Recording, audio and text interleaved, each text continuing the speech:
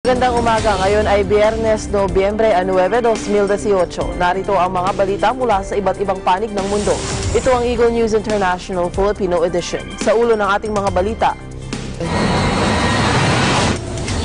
Press pass ng isang CNN reporter sinuspinde ng White House matapos makipagsagutan kay US President Donald Trump sa isang news conference.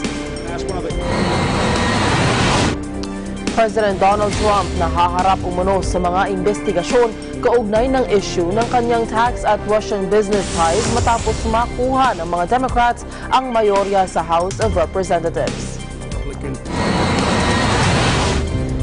Taiwan Navy nagdagdag ng 2 bagong warships sa harap ng umiinit na tensyon sa pagitan nila ng China. Nakatakdang high-level talks ng North Korea at Estados Unidos na isasagawa sana ngayong araw sa New York ipinagpaliban.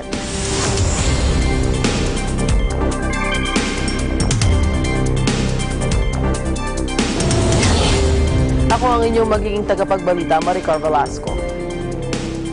Sa detalye ng mga balita, sinuspinde ng White House ang press pass ng isang CNN reporter na nakipagsagutan kay US President Donald Trump sa isang news conference. Tinawag ng US President ang nasabing journalist na enemy of the people. Nagalit si Trump at tinawag ang reporter ng CNN na si Jim Acosta na rude, terrible person. Pagkatapos na tumanggi ang CNN White House correspondent na sumunod sa utos ni Trump na maupo na siya at ibigay ang mikropono sa ibang reporter. Nagsimula ang sagutan ng reporter at ni Trump nang igiit ng CNN reporter ang pagtatanong kay Trump kaugnay ng kanyang pananaw sa caravan ng mga Central American migrants na patungo na sa US border. Sinabi naman ni White House spokeswoman Sarah Sanders na pansamantala munang sinuspinde ang hard pass ng reporter. I think that's unfair. You're a very rude person. The way you treat Sarah Huckabee is horrible. Sinibak na ni US President Donald Trump si Attorney General Jeff Sessions. Inanunsyo ng US President ang pagsibak sa pamamagitan ng kanyang Twitter account. Papalitan ito pansamantala ng kanyang Chief of Staff na si Matthew Whitaker. Pinasalamatan naman ni Trump si Sessions sa kanyang naging serbisyo. Makailang beses nang binatikos ni Trump si Sessions sa dating Republican Senator at unang senador na sumuporta sa pagkapangulo ni Trump. Nahaharap umano si President Donald Trump sa mga investigasyon kaugnay ng mga issue ng kanyang tax at Russian business ties matapos makuha ng mga Democrats ang mayorya sa House of Representatives sa katatapos na midterm elections. Simula sa Enero ay papalitan na ng mga Democrats na kasalukuyang nakapwesto sa mga committee. Samantala, ilang oras naman pagkatapos lumabas ang results ng election, nagbabala si Trump sa pamamagitan ng kanyang Twitter account na nakahanda na siyang makipagbakbakan sa mga ito. Aniya, kung iniisip ng mga Democrats na sayangin ang mga taxpayer money sa pag-imbestiga sa kanila sa House level, nakahanda naman aniya silang imbestigahan ang mga ito sa issue ng pag-leak ng mga classified information sa Senate level.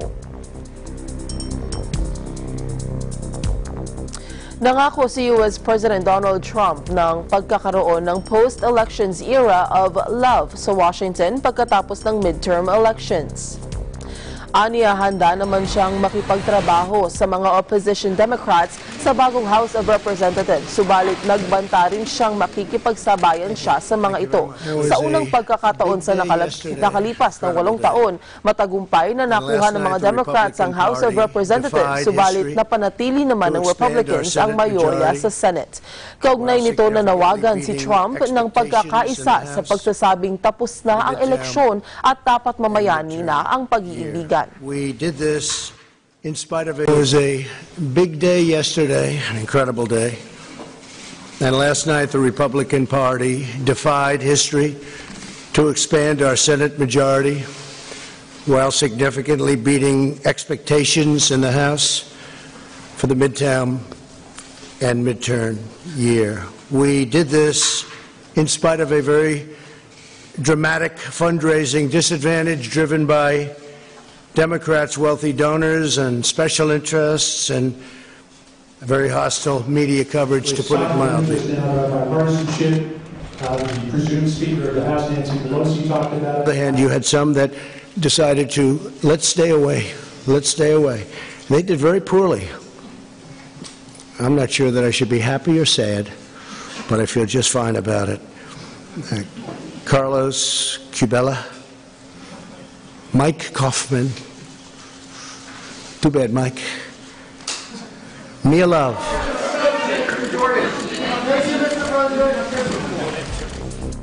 Nagawa umano ni U.S. President Donald Trump na makontain ang blue wave sa kakatapos na midterm elections. Sinabi ng political scientist na si Michael Cornfield na nagawa ni Trump ang nararapat na gawin sa panahon ng eleksyon. But it is. Normally, in midterm elections, after a new president is elected, the loss of seats for that party goes much higher than it did this year.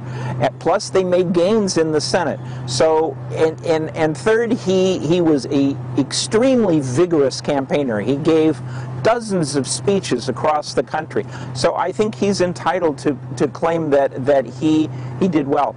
And there is a unique characteristic to the Democratic Party of 2018.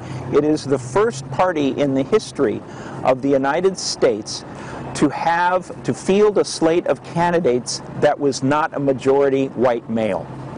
That is a first. Samantala, iba-iba naman ang reaksyon ng mga commuters sa Grand Central Station sa New York City sa naging resulta ng midterm election. Pero karamihan sa mga ito ang tila nasiyahan sa pagkakapanalo ng mga Democrats sa House of Representatives. It's good progress. This happens frequently in the United States in the midterms that the houses swing. But I think the proof is how they do once they get in on the bigger agenda.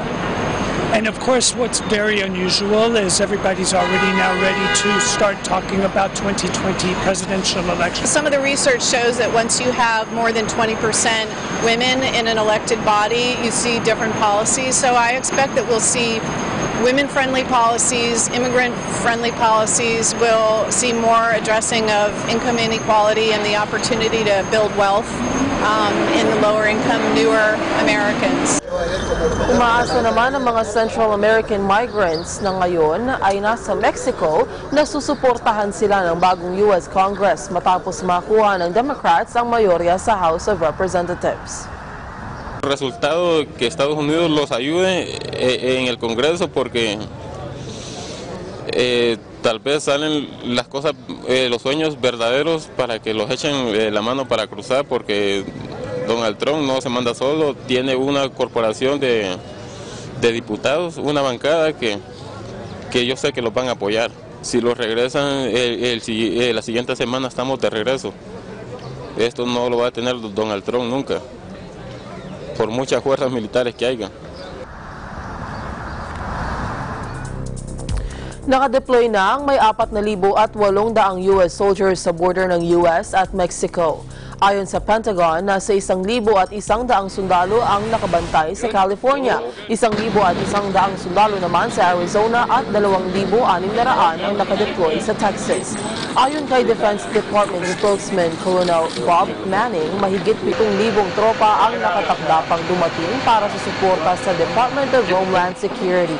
Samantala, nasa 2,100 National Guard reservists ang nasa lugar sa nakalipas na ilang buwan. Samantala, naglatag na ng mga barbed wires ang mga sundalo sa layuning harangin ang pagpasok ng mga Central American migrants na nagnanais humingi ng asylum sa Estados Unidos. Magbabalik ang Eagle News International Filipino edition.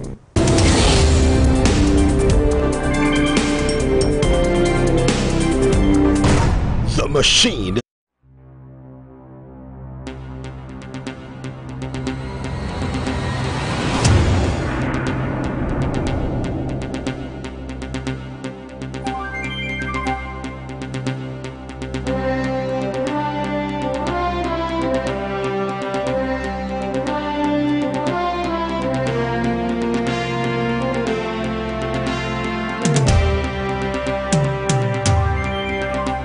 Join the EBC Family Fun Run, November 18, 2018, at the Ciudad de Victoria Complex, Bulacan. Choose from race categories: 1.062 kilometer, 2.5 kilometers, 5 kilometers, and 9.55 kilometers. Registration is ongoing. For more details, log on to www.eaglenews.ph/EBC Funrun or call 784-7450, local 1162. You may also visit www.facebook.com/EBC Funrun. EBC Family Fun Run. Pamahal ang presyo ng bilihin at serbisyo ngayon. Kaya naman mahalaga sa bawat pamilya ang mabisang pagbabudget. Ang pagbabudget ay plano ukol sa laang gugulin. Sa pamamagitan ng mahusay na pagbabudget, malalaman kung paano natin aayaw-ayawin ang perang pumapasok sa atin. Narito ang tips sa tamang pagbabudget. Alamin ang mga prioridad o yaong pangunahing pangangailangan na dapat unahin. Halimbawa ay ang makapagtapos sa pag-aaral ng anak. Maging conscious spender. Ibig sabihin, marunong tayong mag-prioritize sa mga bagay na totoong kailangan at gusto lamang natin. Subaybayan ang pag-google. Dapat may listahan ng ating gugulin para malaman kung saan napunta ang perang pinaghirapan. Maaring subukan ang envelope system. Dito, titiyakin kung magkano ang kailangan na gastusin gaya ng pagkain, damit, pamasahe, gastos sa pag-aaral, bayad sa kuryente, tubig at iba pa. Iwasan ang pangungutang. Mag-isip mabuti sa pagkuha ng pahulugan at paggamit ng credit card. At magsanay sa simpleng pamumuhay. Sa maayos na pangangasiwa ng ating salapi, nababawasan ang stress at makakaipon din ng pera na gagamitin sa panahon ng pangangailangan.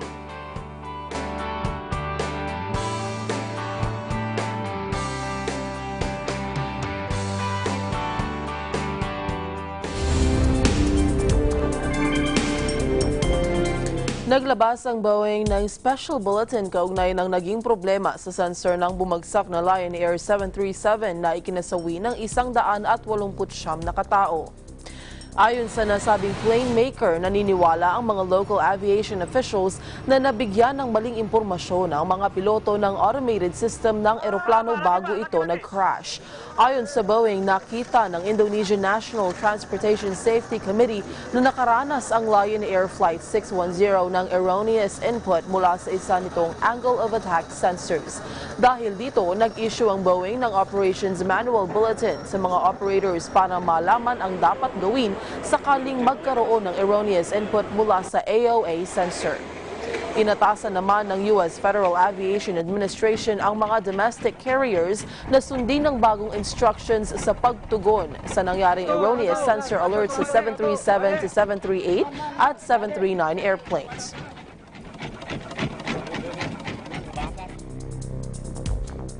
Nangako si Taiwanese President Tsai Ing-wen na hindi sila susuko sa pagdepensa sa kanilang bansa kasabay ng inaugurasyon ng 2 bagong frigate sa kanilang binili sa Estados Unidos. Pinalakas ng Taipei ang kanilang naval capability laban sa banta ng China. Una rito, pinaigting ng China ang kanilang military drills na kinabibilangan ng live fire exercise sa Taiwan Strait noong Abril at idineklara ang kahandaan nitong sagupain ang independence forces ng Taiwan. Magugunitang naninindigan ang Beijing na bahagi ng kanilang teritoryo ang self-ruled Taiwan at nais nilang isulong ang reunification kahit sa pamamagitan ng puwersa. 我要提醒大家，在这个新的时代，我们面对着跟过去截然不同的安全挑战。对岸在区域周边的军事行动，不仅试图削弱台湾的主权，更将破坏区域的和平稳定。除了传统上的军事威胁，另一方面来自于境外的非传统威胁，特别是中共对台的山寨日益显著。透过新的科技、网络及新媒体，数以万计的假讯息正渗入台湾的社会，持续的网络攻击，不断的打击我们的政府和产业。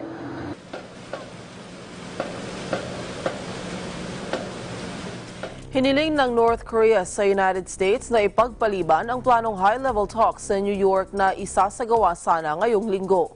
Ipinahayag ng U.S. State Department na ang nakatakda pang pag-usap ni na Secretary of State Mike Pompeo at top North Korean official Kim Yong-chol na nakatakda sana ngayong araw ay isasagawa sa ibang pagkakataon.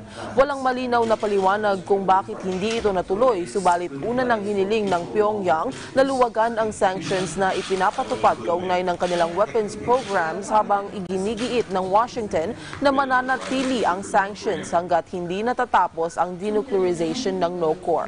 Ayon naman kay South Korean Foreign Minister Kang Kyung-hwa, ang Pyongyang ang humiling na ipagpaliban muna ang pag-uusap. Sinimulan na ng mga Peruvian prosecutors ang investigasyon sa kaso ng corruption laban sa Italian-American husband ni opposition leader Keiko Fujimori. Ang negosyante si Mark Vito Villanella ay isinasangkot sa katulad na kaso ng corruption na kinasasangkutan ng kanyang asawa. Ang investigasyon ay ipinag-utos ni Public Prosecutor Jose Dominguez Perez na nag-akusa kay Fujimori na tumanggap ng mahigit $1 milyong mula sa Brazilian construction company na Obertec, kaugnay ng illegal campaign donations. Si Fujimori ay hinatulang makulong ng 36 na buwan habang ipinagpapatuloy ang investigasyon sa iba pa niyang kaso. La justicia. Pero hoy día detenerle en este... Ang iba pang mga balita sa aming pagbabalik.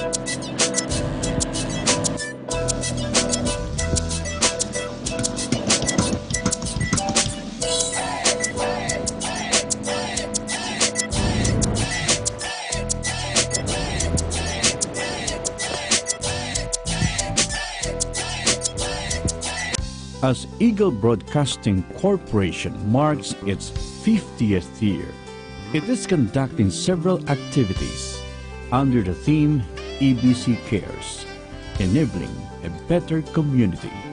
Health and nutrition are key factors on child's learning and well-being. EBC's feeding program encourages the community to combat malnutrition among children and ensure them a healthy future.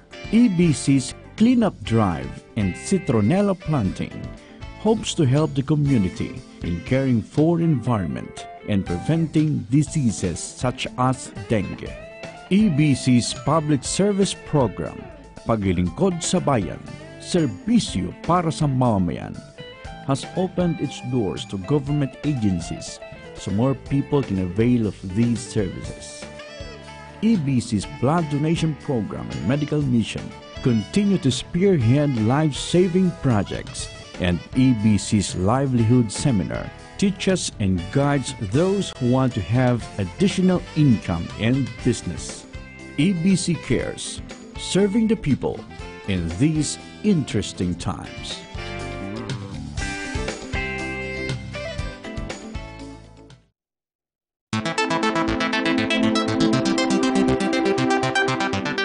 Federalismo. Maraming mga bansang mauunlad ang nasa ilalim ng sistemang federalismo gaya ng Switzerland, Germany, United States of America, Canada at Australia. Sa federalismo na kanilang ginagamit, binago nila ang sistema para tumugma sa mga pangangailangan ng kanilang bansa.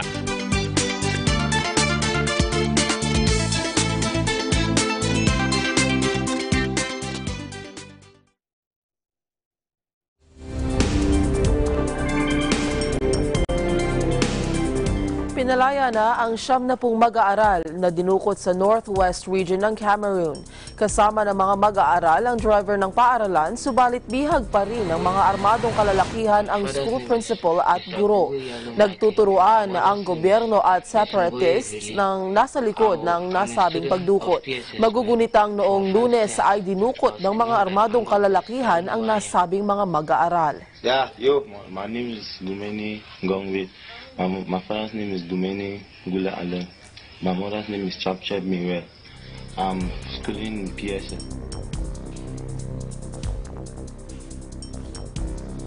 Apat na 47 katao ang patay sa banggaan ng 2 bus sa Zimbabwe.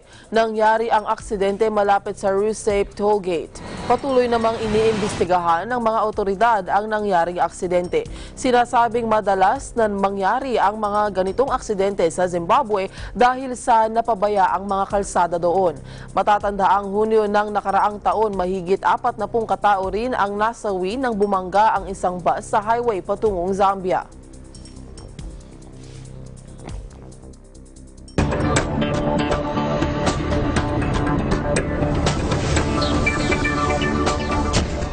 Tumaas ng 1.8% ang naitalang gain ng Tokyo Benchmark Nikkei Index. Ang Nikkei 225 Index ay tumaas ng 1.82% o 401.12 points. Samantalang ang Broader Topics Index ay tumaas naman ng 1.74% o 28.82 points. Samantala ang benchmark Dow Jones Industrial Average ay tumaas ng mahigit 2% matapos ang US midterms. Tumaas naman sa 12.68% ang stocks ng Toshiba matapos suportahan ng mga investors ang plano nitong bilhin muli ang kaniyang shares. At yan ang kabuuan ng mga balita mula sa iba't ibang bansa. Eagle News International Filipino Edition. Sa pangalan ng mga bumubuo sa Eagle News Service, ako po si Maricar Velasco and I am one with 25. Susunod na ang Agila Balita.